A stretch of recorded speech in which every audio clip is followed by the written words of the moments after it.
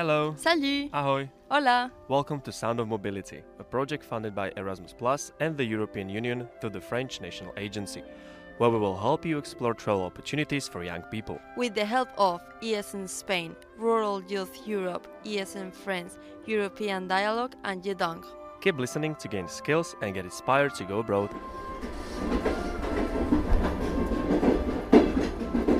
Hi everybody, I hope you're doing well and thank you for listening one more time our podcast Sound of Mobility. This episode is called What Mobility Teaches Us, From Skills to Self. In this episode, we will explore the value of international mobility in the broadest sense. What impact does it have on participants as individuals? What value does this mobility have on the job market? And what are the concrete benefits? But also, what overall impact can international mobility have on a young person's personal development? The aim here is to take a broad look at the added value of international mobility experience in a person's life journey. So today we have multiple guests. I'll let them present themselves. Hi, I'm Ella. I am studying in Denmark, but right now I'm actually on my Erasmus exchange in France, in Aix-en-Provence. So thank you for having me here. Okay. Hi, I'm Jedida. I'm an international student in France. Came from Dijon, and I'm happy to be here today. Hello, everybody. My name is Aziz. I'm 23 years old. I'm an international student. I'm doing industrial engineering in Marseille. And I am Amelia, and I'll be your host for today's episode. So, dear all, what does international mobility mean to you in one word? For me, it's discovery. And for me, it would be growth. And freedom. And for me, I guess it would be being open-minded. And now, why do you think it's important to talk about mobility today? I would say that mobility is more important than ever with the way that the world is changing right now. Unfortunately, negatively in many ways, I believe that international mobility is one of, if not even the best way to unite people and to work towards acceptance and peace. So very important. Thank you so much, Ella, for sharing. And to me, international mobility is like a virtuous circle. I mean, if nobody talks about it, then nobody will go in mobility. And that's why we're here today to talk about mobility, because it's such an important major canon event, may I say, in the lives of everybody who went on an exchange. I mean, that's not for nothing that baby Erasmus happens.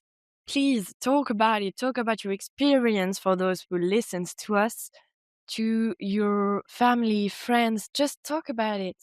Because I know you had so much fun. And that's why we're here today. That's why we want to talk about it, to let other people know that, yes, you can, even though you are fearful, even though you don't know what to do, what you're gonna do next in life. That's not a problem. The only problem is you being too afraid to just look into it. And we want you to do that. Just take information, look around, ask as many questions as possible, because everybody wants to talk about it. And now I think it's time to talk a little bit about your experience. So please, guys, share real stories and emotions about your mobility journey. And as a question, hey, what were your first thoughts or fears before leaving? Because for me, it was being completely alone in a foreign country, not knowing the language, because I went on a short mobility when I was 15 and I was still a kid and I wasn't independent at all, like really. And I was really frightened because it's really about culture shock. England and France, not the same at all. And I don't know if you know this, but when you go to England in an host family, it's basically a business, and I wasn't aware of it. I was in a room with three other girls, and there were only three beds. So it was a little bit complicated, and at the time, I didn't realize how bad it was because it was still a super experience. And I just want to say, even though you can turn a bad thing into a wonderful one, so keep going. So for me, before leaving for my mobility, one of my biggest fears was also loneliness, leaving my friends, my family, everything familiar. So I kept thinking, what if I cannot fit in? What if I end up alone in a foreign country? It's a very common fear because you step completely out of your comfort zone, but in the end, the same fears pushes you to reach out the others. You learn to talk, to listen, to build new friendships, and that's often when you discover the most about yourself. What is funny is the other kind of fears appears when it's time to go back home. After months abroad, you get used to this new culture, new rhythm of life, and when you return, everything feels both familiar and strange. That's what we call reverse culture shock. You realize that your mobility has changed you, and sometimes the hardest part isn't leaving, it's coming back. Thank you. And Jadida, can you share a memorable or funny moment from your experience abroad? I think for me, it was the way people were saying hi in the morning. So I was not used to it. So it was kind of weird, I would say. But that's it. And did you overcome like this little weird moments? Yes. Sometimes I'm like I will say hi to people like in my country, but sometimes I will say it in the French way. So I think that I'm in the middle of two things, and people are gentle. They are really understanding people here, so it's easy to do the transition. That's great. And now, Aziz, Ella, I would like to ask you, how did you adapt to a new culture or language? Because we were talking about difficulties, language barriers. Yeah, one of the biggest challenges during my mobility was definitely the language. Before leaving, I was worried about not understanding people or not being able to express myself clearly. Even simple things like ordering food or asking for directions felt stressful at first. At the university, it was another level. Understanding lectures, technical terms, and discussing with classmates wasn't always easy. Sometimes I felt frustrated because I knew exactly what I wanted to say, but I didn't have the right words.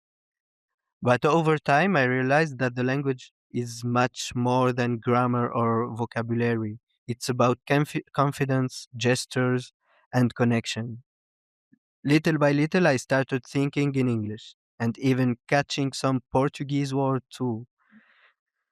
In the end, the struggle became one of the most rewarding parts of my mobility because every conversation, even the awkward ones, was proof that I was learning, growing, and opening myself to the world. Yeah, I completely agree. That was really well put. As I said before, I'm currently on my exchange right now, and I hadn't expected to, for example, buying groceries to be as big of a challenge as it would be. Like, for example, just finding products. We don't have Danish rye bread in France. I think that's kind of sad. But also baguettes are great. Anyway, also doing like administrative stuff in French was more difficult, and it was out of my comfort zone, as you also said, Aziz. But also, as you said, my tip would be to embrace it. So take the chances to speak as much as possible. Also, my university gave me a buddy, so I have a French buddy, and she's super nice. So she helped me a lot as well. We speak French, and so I would say, yeah, dive into it, be curious, and everyone's in the same boat. Like, at least with the other exchange students you are, and usually people are really nice to help. So don't be afraid to try and have awkward conversation. So now we talked about your experiences, but how did this impact you on yourself and professional life? That's the real question of this episode. So, which skills do you think are most valuable in your professional life right now? For me, it's complicated because I now work part-time for a European project.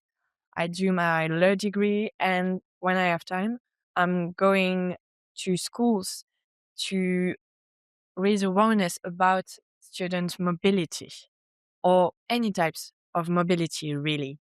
And I think my experiences made me more thoughtful and more present in the moment, more able to ask myself other questions, but also to be curious about, okay, but why do you think that? Why do you really want to go abroad? Is it just because it's nice and cool? Yes, obviously it is, but what is the deeper thought on it? And I think it's really great to learn how to know yourself better. And I don't know, but I hope I am a good listener. So I hope the students I'm doing those workshop with like them. And yes, I learned to put myself out here, not be as introvert as I was. I'm more an extrovert now, I think.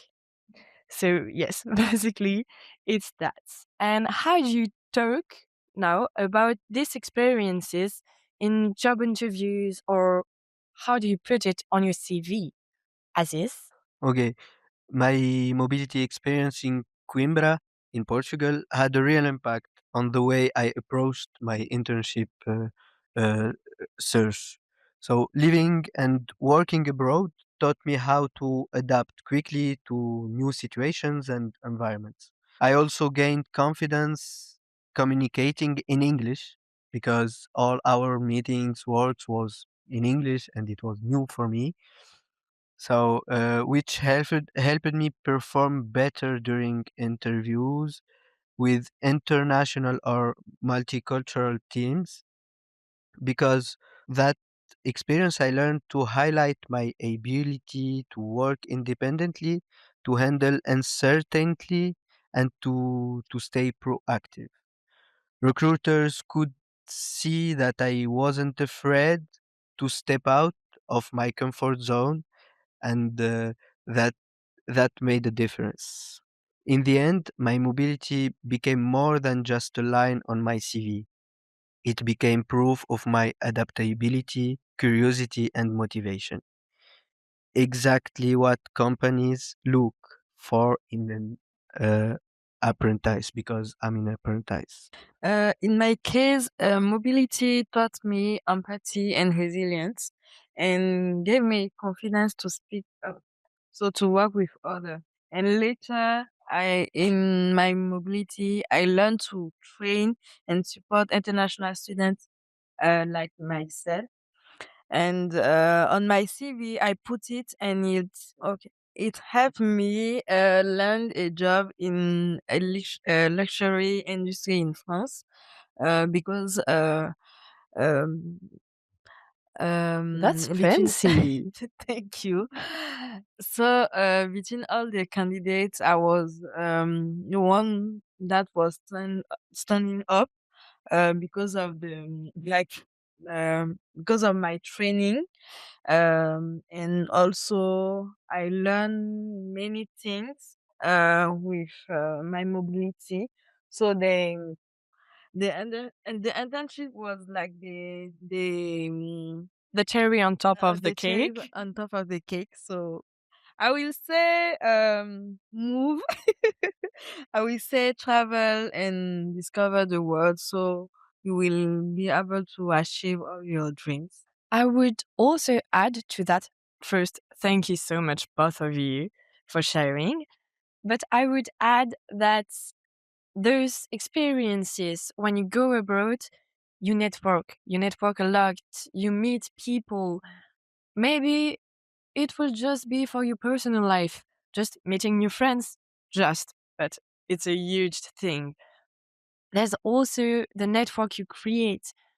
If you go on an Erasmus, for example, you'll be meeting other people in your field that you might work with someday.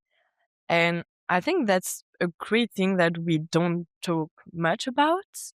Or maybe it's just me, I don't know. And basically, yes, going abroad is improve or learn a new language, like you both said. And I think it's incredible. We could say that, I don't know, mobility gives you soft skills, like you said, resilience, empathy, flexibility, and open-minded, etc. That gives you those soft skills that basically no classroom can teach. And now we talked about a lot of things, but really, what's a new journey without some challenges, right? So, my question for you, Jadida, is what was the hardest part of your experience abroad? For me, I will say it's quite simple. It was hard to start over, rebuild, adapt again, and restart all the process again. Because as an international student, you have you can move to another town, another city, maybe in 1 year, in 2 years. So when you are already in one environment, you have to readapt to rebuild in another one in the same country, so it can be hard. Okay, and I think for me, it's maybe my family. The hardest challenge was my family accepting me going abroad more and more. I started some short mobility when I was 15, 16, but it was language courses. And now I'm more going in mobility or surrounded by mobility all the time. And my family was, especially my parents, they were a little bit afraid that by meeting a lot new people, being so open, so curious, I would maybe lose myself. I can say I didn't. I mean, I find myself during all those travels, all those people meets, and now they're fine with me going around, but it was a hard challenge at first. Another question.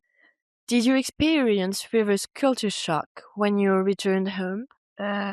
Yes. For me, after living in France for about 5 years, when I went back to my home country, I realized that while I was reconnecting with home, I have a lot of my habits that change, my way of thinking, even the way I interact with people, because I now have a like on French accent, like you say, so so I don't have my Beninese accent. Sometimes people will stare at you weirdly because of that. Like, And girl, what the heck? yes, You're from here and you got a foreign accent. yes. Hey, it happens. And also when I'm speaking my maternal language, it can be a little weird. And it felt strange, like both familiar and also foreign at the same time. I mean, my country, but it's also not my country. Uh, I can no longer like maybe fit completely into one culture. So now I'm like between Benin culture and France culture. So it can be a little hard sometimes, but it's amazing. So I mean, yes, it's leaving a home to go find another one. That's an important point because, yes, you don't know what to do in the situation. And sometimes, yeah, mobility teaches you how to start over, not just in a new country, but in life itself. And could you tell me, Ella, how did you turn those challenges we could have talked about, or your own, into growth opportunities? Yeah, so by going on exchange, you expose yourself, you start again, you come into this challenge of being out of your comfort zone. And it's hard. And also in the beginning for me, like I arrived in Aix-en-Provence and I sat in my room and I was like, what am I doing here? And I don't know anyone. I don't know what to do. Um, and little by little, I also found out that it is actually very rewarding to get out of your comfort zone and to go and take these challenges, because we get out of our comfort zone, and I think that's where we learn the most about ourselves. We learn how to grow. We come into situations where we're lost in translation. There are cultural misunderstandings. We learn how to adapt, and I think that international mobility really facilitates the growth in these situations. So again, I would say it's a mindset.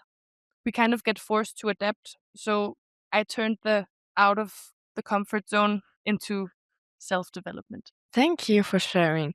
And thank you all to just like accepting to share those challenges because not everybody could. So thanks.